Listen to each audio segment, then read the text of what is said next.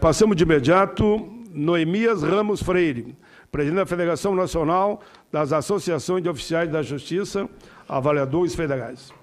Bom dia, senador Paulo Paim, mais uma vez agradecendo a oportunidade, em nome de quem eu saúdo todos aqui da mesa, saúdo também o senador do Rio Grande do Norte aqui presente, e todas as lideranças de entidades representativas aqui presentes e aqueles que estão nos assistindo pela TV Senado neste momento.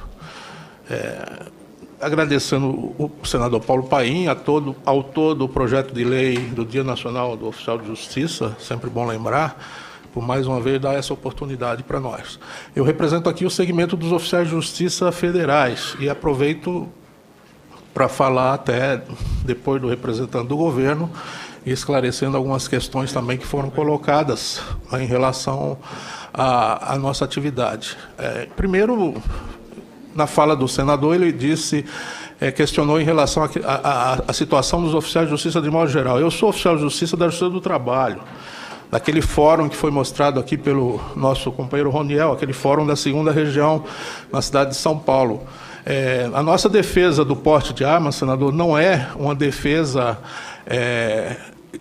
exclusiva em relação aos oficiais de justiça, é uma defesa de porte institucional, porque nós entendemos que alguns oficiais necessitam desse porte. Eu, por exemplo, trabalho numa cidade, no meio urbano, eu não usaria uma arma, mas eu defendo o direito do colega nosso que trabalha muitas vezes no sertão, no interior do país, né, em situações extremamente inóspitas, nas quais ele não pode sequer chamar um policial, ele não tem sequer sinal de celular, dele usar a arma para se defender. Até se defender de um animal selvagem que o ataque. Então, é esse colega que tenha treinamento adequado, enfim, que possa usar o mesmo direito que tem o parlamentar de usar uma arma, o mesmo direito que tem o juiz, o Ministério Público e os fiscais, por exemplo, da Receita e os fiscais previdenciários que recentemente conseguiram esse direito. Evidentemente que não é um direito para ser usado por todos, não é uma obrigação. É um direito para aqueles que entenderem necessário em nome de sua defesa. O que nós não podemos é admitir que colegas sejam atacados em diligência, e aqui eu faço uma homenagem, cito como homenagem póstuma a um colega nosso da Justiça do Trabalho, do Rio de Janeiro, Barra do Piraí, chamado Francisco Ladislau Neto, que foi assassinado com 2 meses de profissão.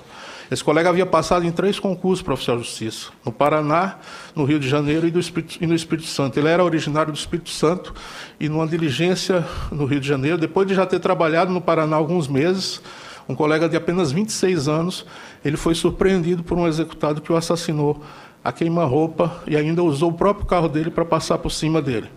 Quer dizer, é uma situação que nós não poderíamos jamais compactuar.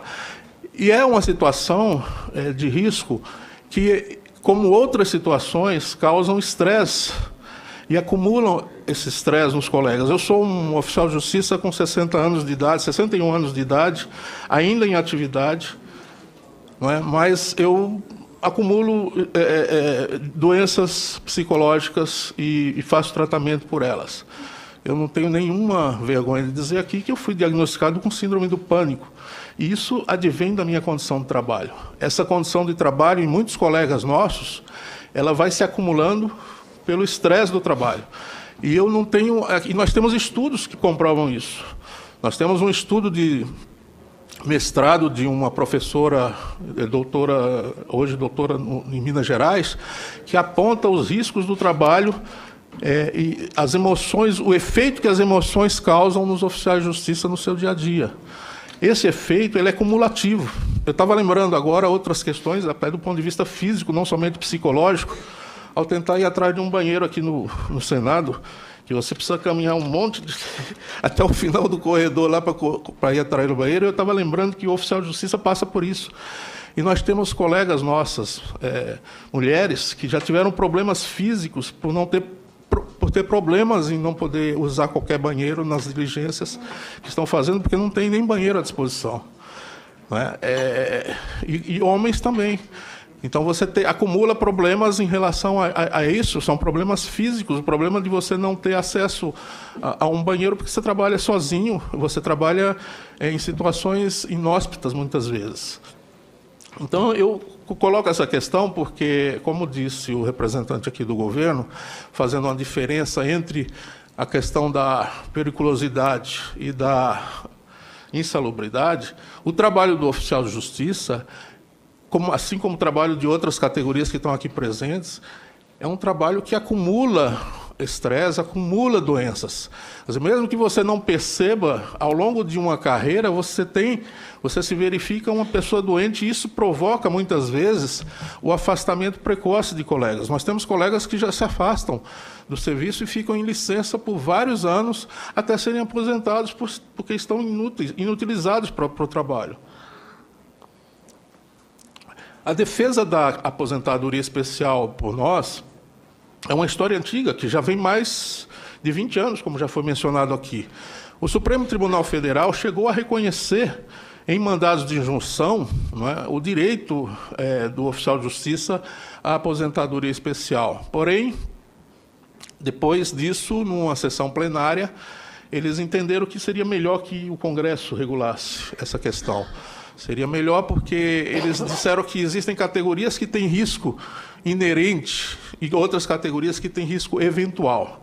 E é aí que o Supremo faz a diferença técnica entre quem tem direito ou não à aposentadoria especial. Para nós, o risco inerente, aliás, no entendimento do Supremo, é o risco, por exemplo, dos policiais, né? É um risco inerente à profissão. E que outras profissões teriam riscos apenas eventuais. Como eu disse, o nosso entendimento é que a nossa categoria se assemelha muito aos policiais e nos causou certo espanto a PEC 6, contra a qual nós nos insurgimos e cerramos fileira junto com o movimento Acorda Sociedade e outros movimentos que estão denunciando as inconstitucionalidades dessa PEC, assim como a questão da PEC tentar desconstitucionalizar a matéria previdenciária, que é uma coisa que nos preocupa muito, não é? Então, nós estamos contra a PEC de modo geral, mas nos espantou que, dentro dessa proposta, o governo apresentou categorias novas para a aposentadoria especial.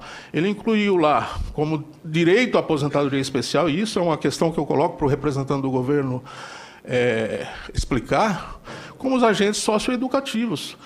Nós não temos nada contra, entendemos muito bem a posição dos agentes socioeducativos em relação à questão da aposentadoria especial. Mas por que incluíram essa categoria e deixaram outras de fora? Não é? Nós, por exemplo, como eu já disse, é muito comum nós trabalharmos acompanhados de policiais e os policiais dizerem: como vocês trabalham sozinhos? Nós trabalhamos em dupla. Muitas vezes nós vamos em diligências sempre acompanhados de algum outro policial. E vocês vão sozinhos, como é que vocês conseguem fazer? Nós temos vários colegas na nossa categoria, senador, que são ex-policiais. E vem deles principalmente essa reivindicação do porte de arma, porque eles dizem: como policial, eu jamais trabalhei sozinho. Eu enfrentava os riscos, mas eu tinha sempre um companheiro do lado. E nós enfrentamos os riscos sempre solitariamente. E para acrescentar mais um dado a esse problema, além dos estudos que eu já citei, os estudos que o nosso colega Joselito passou aqui, que são os estudos em relação à questão dos impactos da atividade do oficial de justiça na saúde, nós temos a questão da PEC, a questão da emenda constitucional 95, que é uma emenda constitucional que congelou os gastos no Serviço Público Federal durante 20 anos. E com esse congelamento, está havendo uma redução no número de servidores.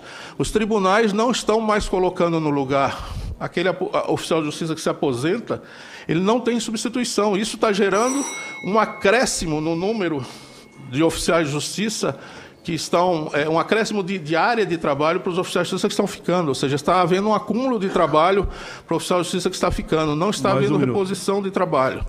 Então, para concluir, dizer que essa PEC 6, é lesiva ao interesse da sociedade e também a nós.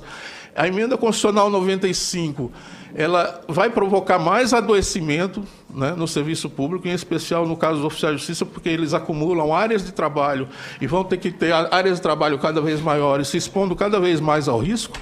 E dizer que eu agradeço muito essa oportunidade, mas que essa luta tem que chegar a um final. Nós temos que chegar a um entendimento. Quais são as categorias que realmente necessitam de aposentadoria especial? E é contraditório o representante do governo apresentar o discurso da forma como apresentou e, ao mesmo tempo, ter incluído na PEC uma categoria nova que não estava entre aquelas que serão beneficiadas pela aposentadoria especial. Muito obrigado a todos. Muito bem, Neemias Ramos Freire, presidente da Federação Nacional das Associações de Oficiais de Justiça Avaliadores Federais. Eu não vou acrescentar mais nada ao que já foi falado contra a reforma da Previdência, brilhantemente pelos que me antecederam. Apenas dizer que é uma reforma cruel, concentradora de renda, não é? E vai contra os anseios da população brasileira como um todo, da sua maioria. É uma reforma feita para uma minoria e não para a maioria do povo brasileiro. Dito isso, quero acrescentar que, como foi informado aqui, nós, servidores federais, no caso, como oficial de Justiça Federal, nós já tivemos uma reforma em 2003, como disse o deputado distrital Chico Vigilante, a fórmula 85-95 é aplicada para nós, os servidores federais contribuem depois de aposentados, contribuem sobre o total da remuneração, ou seja, a contribuição que um oficial de justiça avaliador federal hoje, como os demais servidores federais, dá para a Previdência, é uma contribuição justa e ele continua contribuindo depois de aposentado. Então, nós entendemos que isso é suficiente, e foi suficiente a partir daquele momento, porque hoje quem quiser receber acima do teto do regime geral tem que fazer a contribuição por FUNPRESP-JUDE. No nosso caso, assim como existem os outros FUNPRESP por Poder Executivo e por Poder Legislativo. Isso é importante ser informado à população. A maioria da população não sabe disso. E outra coisa, dizer que nós, oficiais de justiça, avaliadores federais, nós somos agentes arrecadadores da União.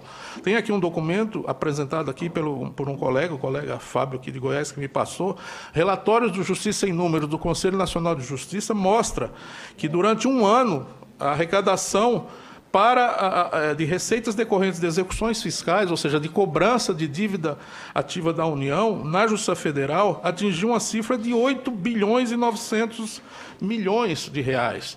Ou seja, não é desaparelhando o judiciário que você vai conseguir resolver o problema da arrecadação. E outra, como oficial da Justiça do Trabalho, eu devo dizer aqui, até corroborando o que foi dito antes, os meus maiores clientes são as empresas de vigilância mesmo. A gente procura as empresas de vigilância para cobrar dívidas de execução trabalhista e, na maioria das vezes, você já não encontra mais a empresa. Você vai atrás dos sócios, você já não encontra mais os sócios. Então, existem milhares de trabalhadores que ganham na Justiça do Trabalho, mas não levam.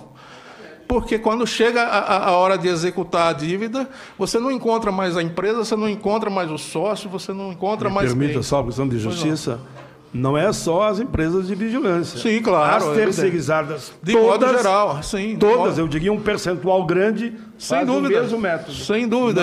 Não vou incluir todas. Não, sem dúvida. Mas como oficial da Justiça do Trabalho, e como foi mencionado... aqui na casa. Sem dúvida.